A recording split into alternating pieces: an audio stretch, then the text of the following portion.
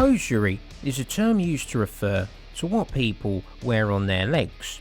Housery is when geezers do terrible stuff to each other with their legs. Now, shithousery doesn't just refer to harsh tackles, but any kind of despicable or underhanded tactics done on a football pitch. Here are 11 geezers who mastered this component of the game like no one's business. Number 11. Jamie Vardy. You chat shit, you get banged. The reason for this video's existence. Wherever there's a football fan, not long behind them, or indeed in front of them, is Jamie Vardy giving them shit. This geezer lives for the wind-up. He seems to have a vendetta against fans of all other clubs. Not all other rival clubs, all other clubs, all of them. He loves winding people up so much that he asked teammate Richie Delat how to piss people off in different languages. He just can't get enough of it. Wherever he ends up next, I wouldn't be surprised if Leicester are on the opposite end of his taunting.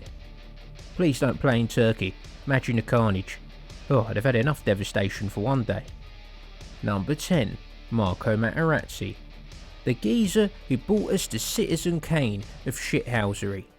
Marco Materazzi probably came out of the womb studs up, hard as nails, who would give the opposition no quarter and would give no fucks about who he came up against. So much so that after beating Conte's Juventus to cost them the title, he rushed into the dressing room to gloat. Fuck me, how did he squeeze his balls through the door? Number 9. Scott Brown. It takes a special kind of housery not to let the eternally disgraced bully, Joey Barton, get the better of you. He even wanted smoke with El Hadj Diouf. He's more likely to get a bodily fluid instead of steam coming his way, but never mind. Goading opponents, opposition fans, and showing no mercy in the tackle, this geezer could not only dish it out, but he could also receive it with grace. After getting his bollocks stomped on by Andrew Davis, he said he didn't want kids anyway. What a geezer. He was also nominated for a FIFA Fair Play Award for showing support to Glenn Kamara after he was racially abused in 2021. So good on him. Housery, but also inspiring a bit of hope. Number 8. Dennis Wise. 75 yellow cards in the Premier League alone. If Tony Driscoll was a footballer, he'd be Dennis Wise. This geezer was an absolute maniac. Not even his own teammates were safe from him, even if those teammates were John Terry and Vinnie Jones, who he'd both allegedly choked during his career. Whether it was on the pitch, in the tunnel, in the taxi, whether he was going in hard on the tackle or pinching Nicky Butt on the groin to get him sent off, his housery was something to behold and beware of. What a mentalist. Number 7. Billy Bremner.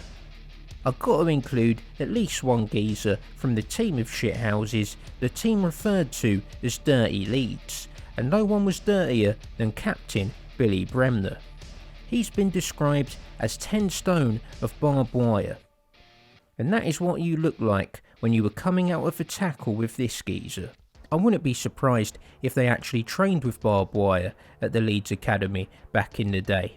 Billy Bremner was also one of the geezers leading the fight against racism in football. What a geezer.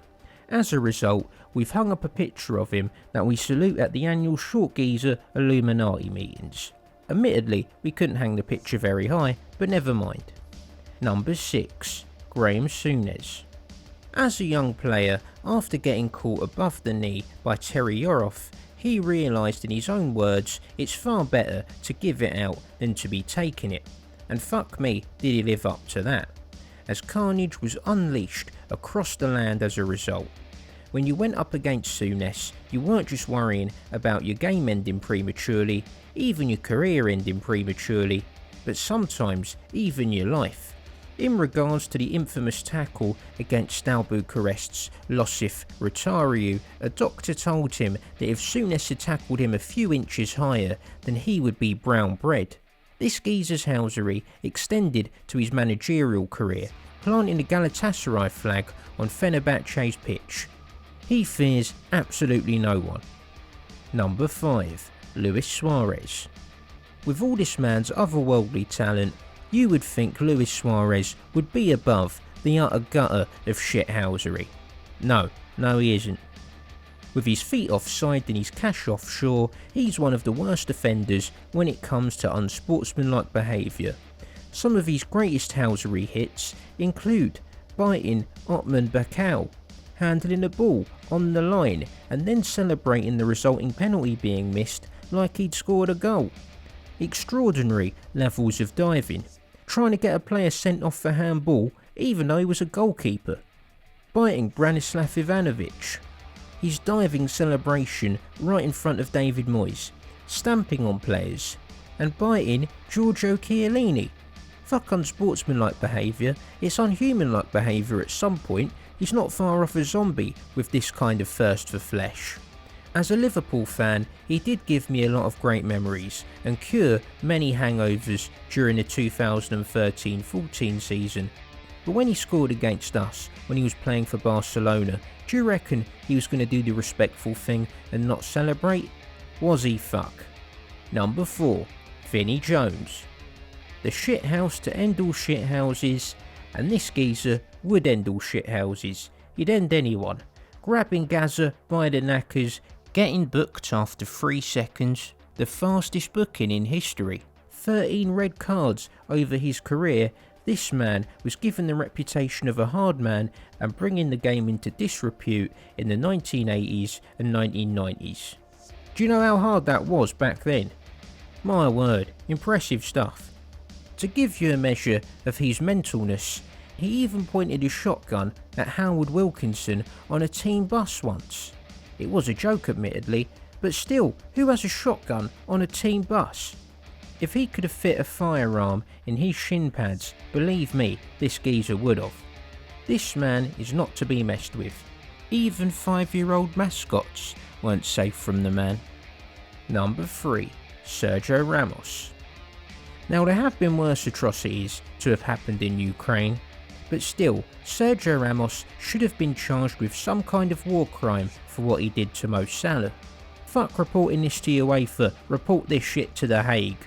The most ill-disciplined player in the history of Europe's top 5 leagues, over the course of his career, he has 30 red cards. Well, that's at current time of recording. He's probably getting sent off the pitch early somewhere in the world as I'm speaking right now. He's been booked so many times that refs all over the world would probably see him standing behind them in their mirrors every night before they go to sleep. Oh, a shithouse for the ages.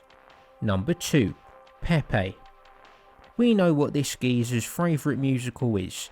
He played at the top level of the game to the age of 41, seemingly fueled by rage, spite and the suffering of others.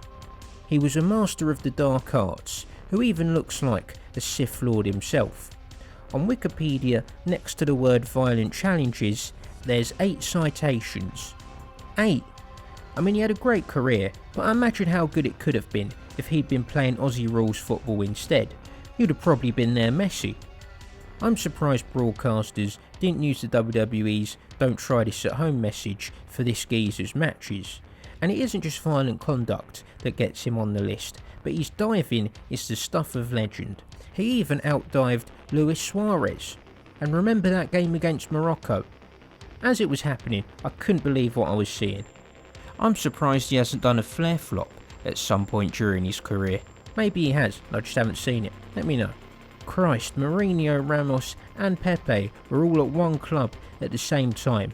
How is anyone else still alive? Number 1. Joey Barton. Now up until now, this list has been mostly fun. But as is often the case when this man comes up, here is where the fun stops. This man is a stain on football. He's a stain on humanity. Away from the world of football, he's a nasty enough human being. Between multiple assault charges and whatever views he has this week, you could go on for ages about his abhorrent behaviour.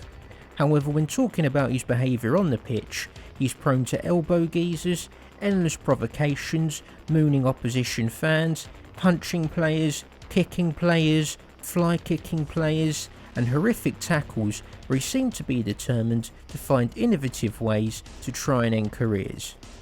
You're not even safe from him when you're off the pitch. He'll assault you in the tunnel, he'll detach your teammate's retina on the training ground, and he'll stab a cigarette out on a youth player's eye at the Christmas social. Joey Barton is not just a shit house, but a shit person, and I'm tired of talking about him. Anyway, please like and subscribe.